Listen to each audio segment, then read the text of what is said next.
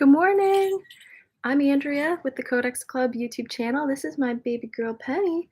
She is almost 8 months old now, just a few days away.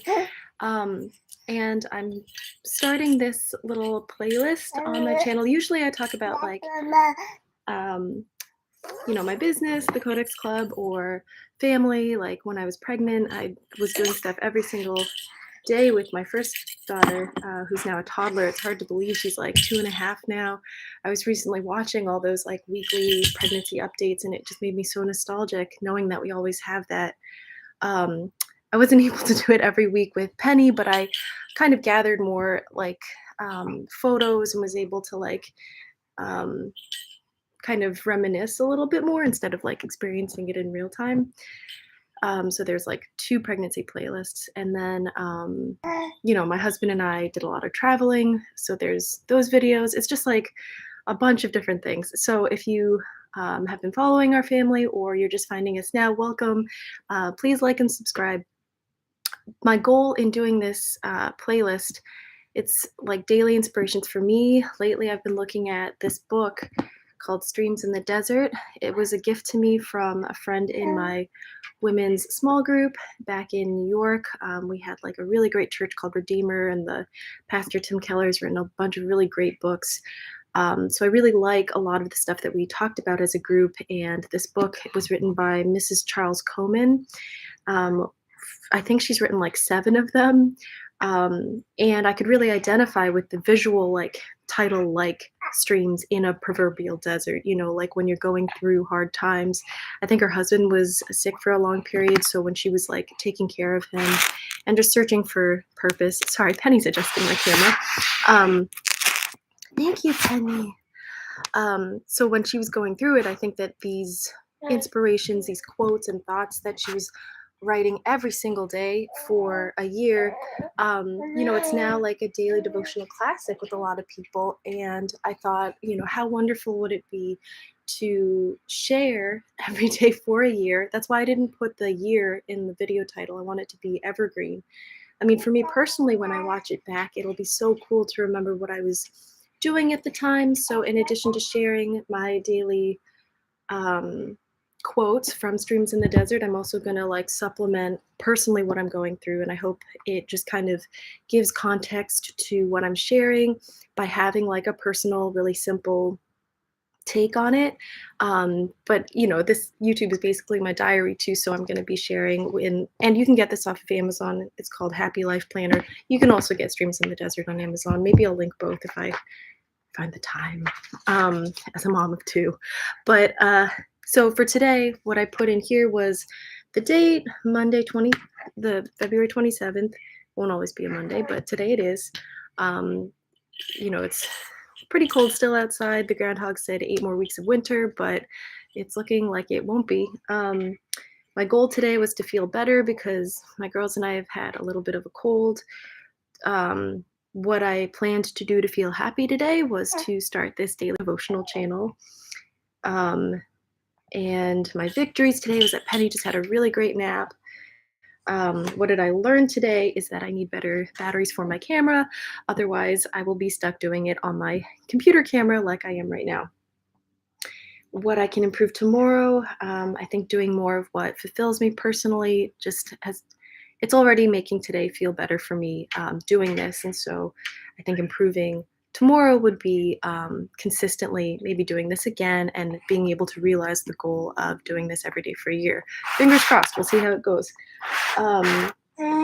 My goals to improve my vibration through the day, so it even has these little like emotions here, are to make my home the best it can be. I really love nesting lately, especially because it is the end of winter. So we've been spending a lot of time indoors. I want to be more understanding, especially with my husband and my toddler. It's not easy navigating a young family and having a 2-year-old, but they're both such amazing people, and I am so lucky to have them in my life. And I don't want to ever show them that there's anything else that they make me feel. I'd also like to reconnect with friends.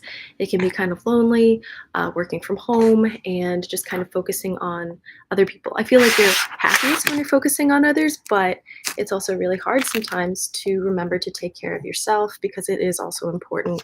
And one of the ways I feel happy is to reconnect with my girlfriends. And so I'd like to do more of that. So that is my journal for today. And now I'm going to get right into it. Sorry for the delay. Maybe I'll cut that so that I start with the devotional and then just do my diary entry after. So today, February 27th, it starts out with a quote from Genesis 32:24. And Jacob was left alone, and there wrestled a man with him until the breaking of the day. Left alone. What different sensations those words conjure up to each of us. To some, they spell loneliness and desolation. To others, rest and quiet. To be left alone without God would be too awful for words, but to be left alone with Him is a foretaste of heaven. If His followers spent more time alone with Him, we would have spiritual giants again. And the theme for this day is Iron Saints. Actually, no, that's December 27th. Sorry, Anyway, I flipped over to that and really like that title, and it's similar to me, if you want to flip forward to that. The Master set us an example. Note how often he went to be alone with God, and he had a mighty purpose behind the command. When thou prayest, enter into thy closet, and when thou hast shut thy door, pray.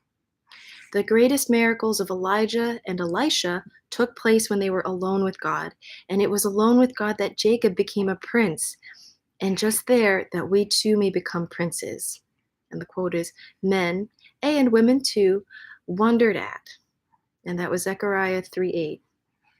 Joshua was alone when the Lord came to him. That's Joshua 1:1.